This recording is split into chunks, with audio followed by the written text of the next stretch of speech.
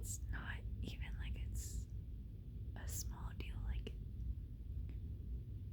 this is costing me a lot, and I need the answer because I need to know if I need to turn it in less than a week, or if I'm good. But if I need to turn it in, it's like, oh, who screwed me over? But yeah, anyways, let's keep going. Dr. Richard Forbes, aka Reverend Richard Forbes, was 42. The homes page of the Church of Austin South showed that the church had 7 employees. Reverend Duncan Clegg was at the top of the list. The photograph showed a powerful man with a bushy gray hair and a well-groomed gray beard. Forbes was the 3rd name on the list, responsible for educational matters. Next to his name, it also said Holy Water Foundation in parentheses. Solander read the introduction to the church's mission statement. Through prayer and thanksgiving, we shall serve the people of Austin South by offering the stability, theology, and hopeful ideology as defended by the Presbyterian Church of America. I'm really hoping that you guys can hear me. As Christ's servants, we offer a refuge for people in need and a promise of atonement through prayer in the sacrament of baptism. Let us be joyful in God's love. Our duty is to remove the barriers between people and to raise the obstacles to an understanding of God's message of love.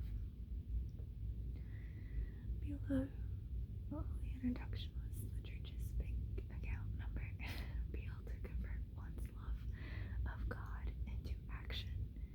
From Bilbo's succinct biography, Solander learned that Forbes was born in Pine Bluff, Nevada, and had worked as a farmer businessman. Sorry, my bad. School administrator, local correspondent for a newspaper in New Mexico, and manager of a Christian rock band before joining the Church of Austin South at the age of 31. He was certified public accountant and had also studied archaeology. Bilbo had not been able to find the source of his doctorate. Forbes had met Geraldine Knight in the congregation.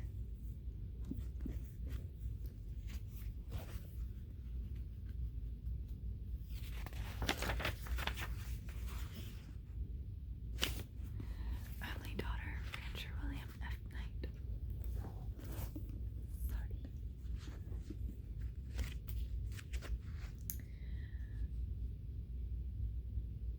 Where was I? Oh yeah. Also a member of Austin South. The couple had married in 1997 and subsequently Forbes' star and the church had risen. He became the head of the Santa Maria Foundation, the aim of which was to invest God's funds in educational projects for the needy. Forbes had been arrested twice. At the age of 25 in 1987, he had been charged with aggravated bodily harm following a car accident. He was acquitted by the court.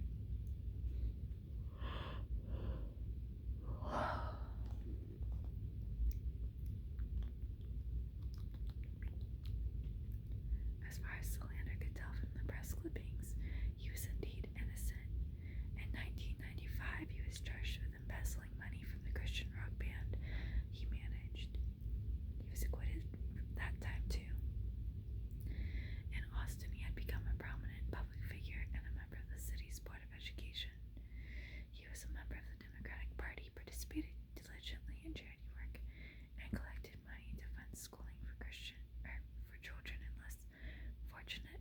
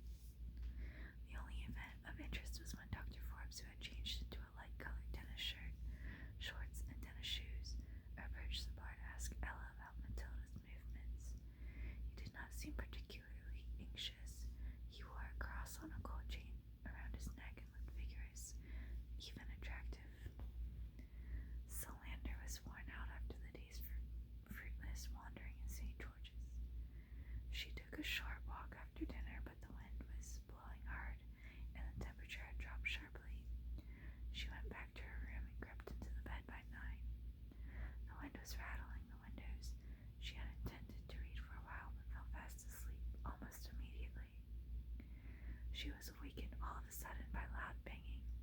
She looked at her watch, 11:15. She lurched out of bed and opened the door to the balcony. Gusts of wind made her take a step back. She braced herself onto the door jamb, took a cautious step onto the balcony, and looked around. Some hanging lamps around the pool were swinging back and forth, creating a dramatic shadow play in the garden. She noticed that several hotel guests were standing by the opening in the wall, looking out at the beach. Others were grouped near the bar. To the north, she could see the light of St. George's.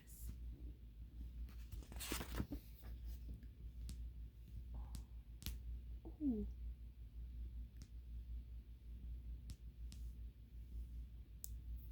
The sky was overcast, but it was not raining. She could not see the ocean in the dark, but the roar of the waves was much louder than usual. The temperature had dropped even further. For the first time since she had arrived in the Caribbean, she shivered with cold. She stood on the balcony there with a loud knock on her door. She wrapped a sheet around her and opened the door. Freddie McBain looked resolute. "Pardon me for bothering you, but there seems to be a storm." Matilda, McBain said. "She struck outside Tobago earlier this evening, and we've received reports of substantial destruction." I don't remember. Okay. Yeah. Solander went through her knowledge of geography and meteorology. Trinidad and Tobago,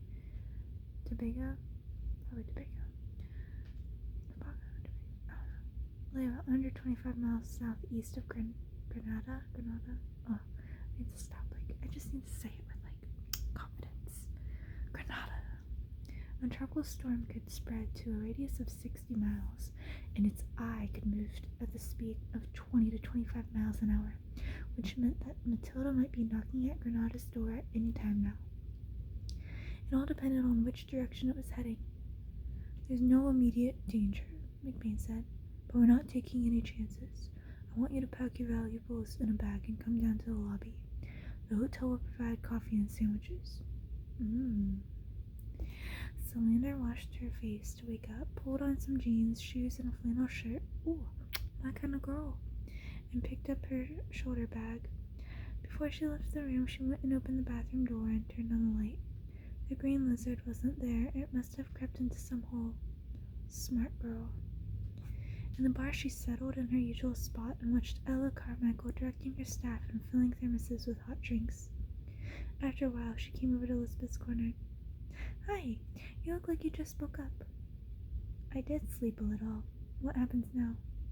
Wait. Out at sea, there's a heavy storm, and we got a hurricane warning from Trinidad.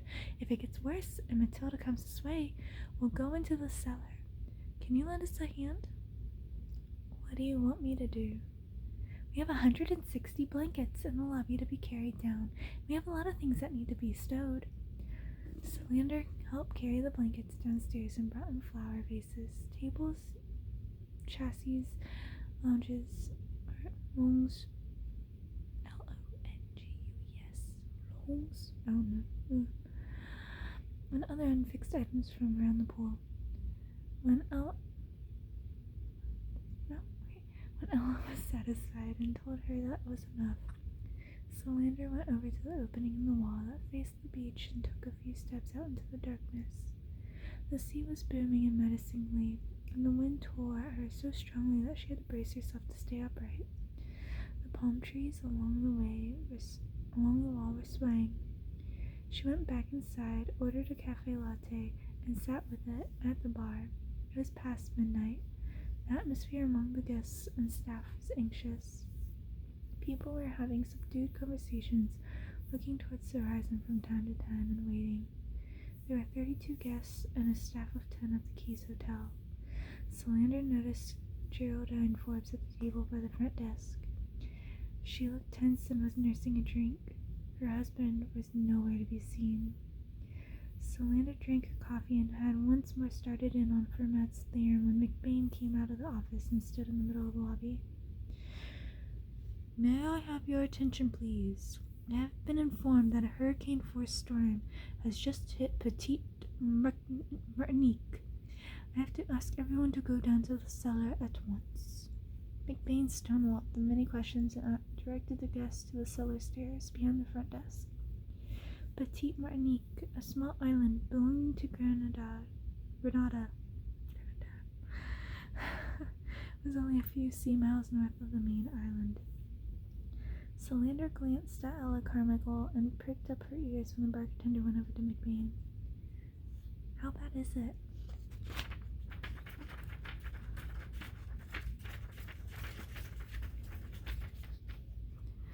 No way of knowing. The telephone lines are down, McBain said in a low voice.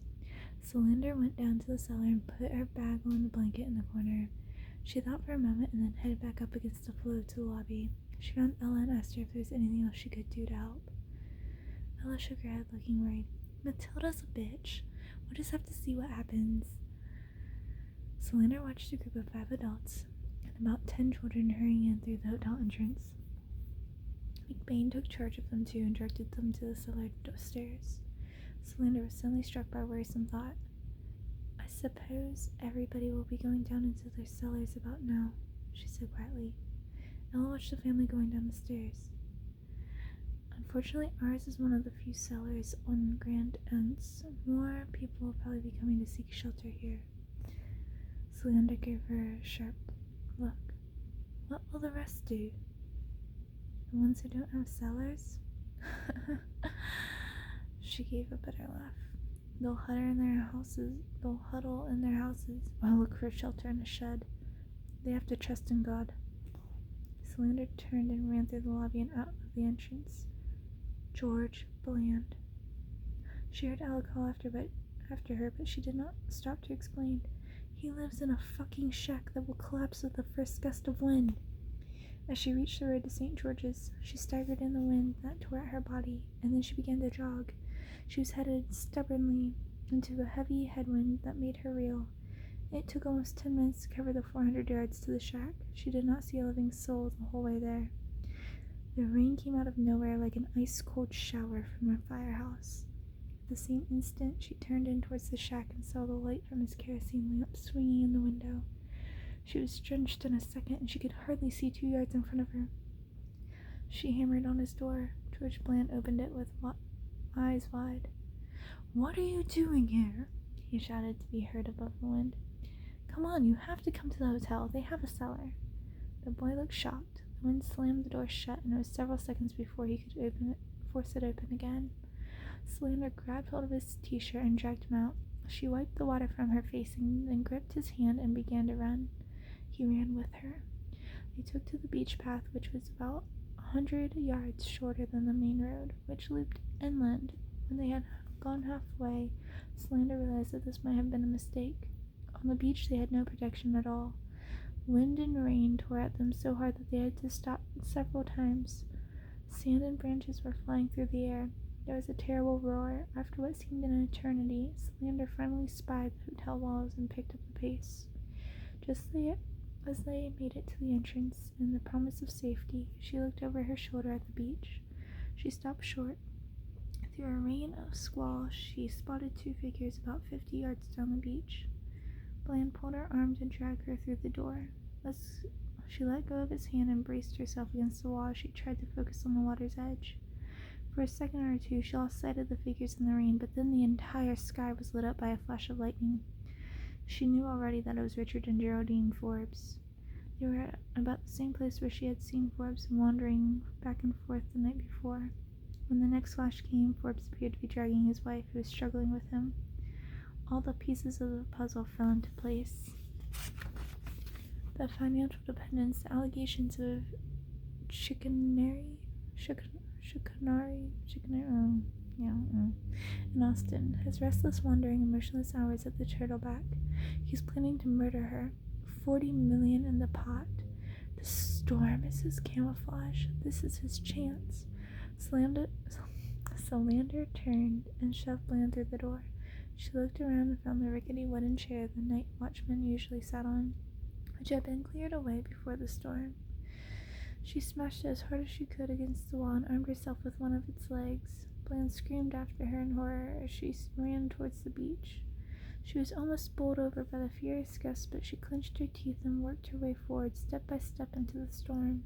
She had almost reached the couple when one more flash of lightning lit up the beach, and she saw Geraldine Forbes sink to her knees by the water's edge. Forbes stood over her, his arms raised to strike what looked like an iron pipe in his hand. She saw his arm move in an arc towards his wife's head. Geraldine stopped, struggling. Forbes never saw Solander coming. She cracked the chair leg over the back of his head, and he fell forward on his face. Solander bent and took hold of Geraldine Forbes as the rain whipped across them. She turned the body over. Her hands were suddenly bloody. Geraldine Forbes had a wound on her scalp. She was heavy as lead, and Solander looked around desperately, wondering how she was going to pull her up to the hotel wall. Then Bland appeared at her side. He shouted something that Solander could not make out in the storm. She glanced at Forbes. He had his back to her, but he was up on all fours. She took Geraldine's left arm and put it around her neck and motioned to Bland to take the other arm. They began laboriously dragging her up the beach. Halfway to the hotel wall, Solander felt completely drained, as if all the strength had left her body. Her heart skipped a beat when she felt a hand grab her shoulder. She let go of Geraldine and spun around to kick Forbes in the crotch.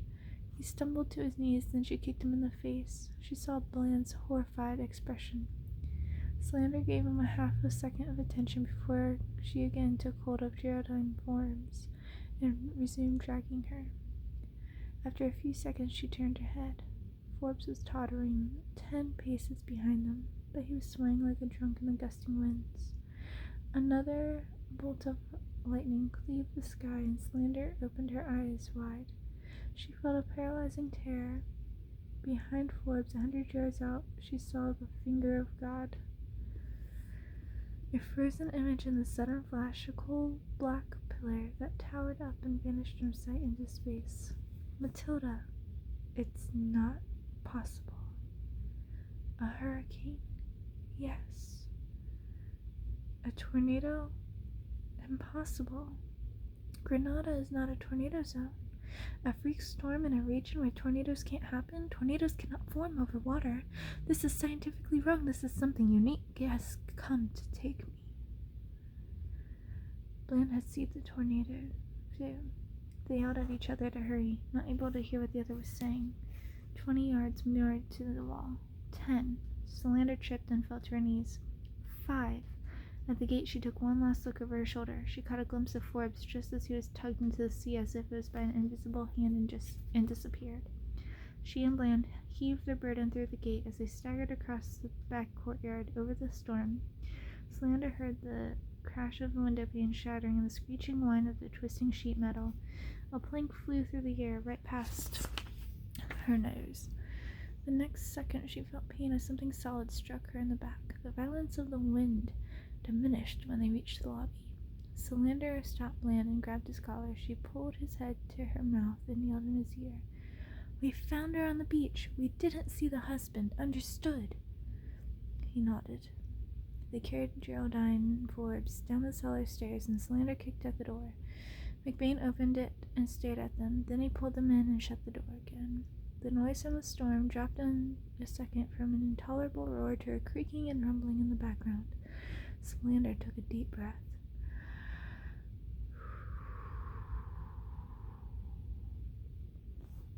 Ella poured hot coffee into a mug. Solander was so shattered she could scarcely raise her arm to take it. She sat passively on the floor, leaning against the wall. Someone had wrapped blankets around both of her and the boy. She was soaked through the bleeding, badly from the gash below her kneecap. There was a rip about 4 inches long in her jeans, and she had no memory of it happening. She watched numbly as McBain and 2 hotel guests worked on Geraldine Forbes, wrapping bandages around her head. She caught words here and there and understood that someone in the group was a doctor. She noticed that the cellar was packed and that the hotel guests had been joined by people from outside who had come looking for shelter. After a while, McBain came over to Solander and squatted down. "She'll live." Solander said nothing. "What happened?" "We found her beyond the wall on the beach. I was missing 3 people when I counted the guests down here in the cellar. You and the Forbes couple. Ella said that you ran off like a crazy person just as the storm got here." I went to get my friend George. Solander nodded at Bland. He lives down on the road in a shack that can't possibly still be standing. That was very brave, but awfully stupid, McBain said, glancing at Bland. Did either of you two see the husband? No, Solander said with a neutral expression. Bland glanced at her and shook his head. Ella tilted her head and gave Solander a sharp look. Solander looked back at her with an expressionless eyes. Geraldine Forbes came to at around 3 a.m. By that time, Solander had fallen asleep with her head on Bland's shoulder. In some miraculous way, Granada survived the night. McBain allowed the guests out of the cellar, and when dawn broke, the storm had died away, replaced by the most torrential rain Solander had ever seen. I like the word torrential.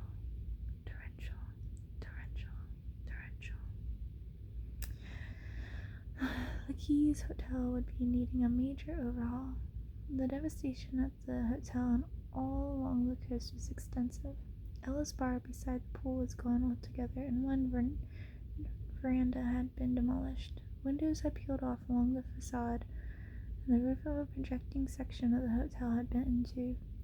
The lobby was a chaos of debris. Solander took Bland with her and staggered up to her room. She hung a blanket over the empty window frame to keep out of the rain. Bland met her gaze. There will be less to explain if we didn't see her husband, Solander said, before he could ask any questions. He nodded. She pulled off her clothes, dropped them on the floor, and patted the edge of the bed next to her. He nodded again and undressed and crawled in beside her. They were asleep almost at once. When she woke at midday, the sun was shining through cracks in the cloud. Every muscle in her body ached, and her knee was so swollen that she could hardly bend it. She slipped out of the bed and got into the shower. The green lizard was back on the wall. She put on shorts and a top and stumbled out of the room without waking Bland. Ella was still on her feet. She looked dog-tired, but she had gotten the bar in the lobby and up and running. Solander ordered coffee and a sandwich. Through the blown-out windows by the entrance, she saw a police car. Just as her coffee arrived, McBain came out of his office by the front desk, followed by uniformed police. McBain caught sight of her and said something to a policeman before they came over to Solander's table. This is Constable Ferguson. He'd like to ask you some questions. Solander greeted him politely. Constable Ferguson had obviously had a long night, too. He took out a notebook and pen and wrote down Solander's name. Miss Solander, I understand that you and a friend discovered Mrs. Richard Forbes during the hurricane last night. Solander nodded. Where did you find her? On the beach, just below the gate, Solander said. We almost tripped over her. Ferguson wrote that down. Did she say anything? Solander shook her head. She was unconscious. Solander nodded sensibly. She had a nasty wound on her head. Solander nodded again. You don't know how she was injured? Solander shook her head. Ferguson muttered in irritation at her lack of response. There was a lot of stuff flying through the air. There was a lot of stuff flying through the air, she said hopefully. I was almost hit in the head by a plank. You injured your leg? Ferguson pointed out her bandage. What happened? I didn't notice it until I got down to the cellar. You are with a young man? George Bland. Where does he live? In a shack behind the coconut on the road to the airport. If the shack is still standing, that is. Solander did not add that Bland was at the moment asleep in her bed 3 floors above them. Did either of you see her husband, Richard Forbes? Solander shook her head. Constable Ferguson could not, it seemed, think of any other questions to ask, and he closed his notebook. Thank you, Miss Solander. I'll have to write up a report on the deaths. Did she die? Mrs. Forbes? No, she's in the hospital in St. George's. Apparently she has you and your friend to thank for the fact that she's alive, but her husband is dead. His body was found in a parking lot at the airport 2 hours ago. 600 yards further south. He was pretty badly knocked about, Ferguson said. How unfortunate, Solander said without any great sign of shock. When McBain and Constable Ferguson had gone, Ella came and sat at the Solander's table. She sat down with 2 shot glasses of rum. Solander gave her a quizzical look. After a night like that, you need something to rebuild your strength. I'm buying the whole breakfast. The 2 women looked at each other, then they clinked glasses and said, cheers. Okay. For a long time to come, Matilda would be the object of scientific studies and discussions at meteorological institutes in the Caribbean and across the United States. Tornadoes of Matilda's scale were almost unknown in the region. Gradually, the experts agreed that a particularly rare constellation of weather fronts had combined to create a pseudo-tornado, something that was not actually a tornado but looked like one. Solander did not care about the theoretical discussion. She knew what she had seen, and she decided to try to avoid getting in the way of any of Matilda's siblings in the future. Many people on the island had been injured during the night. Only one person died. No one would ever know that what had induced Richard Forbes to go out in the midst of the full-fledged hurricane, save possibly that sheer ignorance which seemed common to American tourists. Geraldine Forbes was not able to offer any explanation. She had suffered a severe concussion and had only incoherent memories of the events of that night. On the other hand, she was inconsolable to have been left a widow. Part 2 will be next time. From Russia with Love. I hope you enjoyed that reading.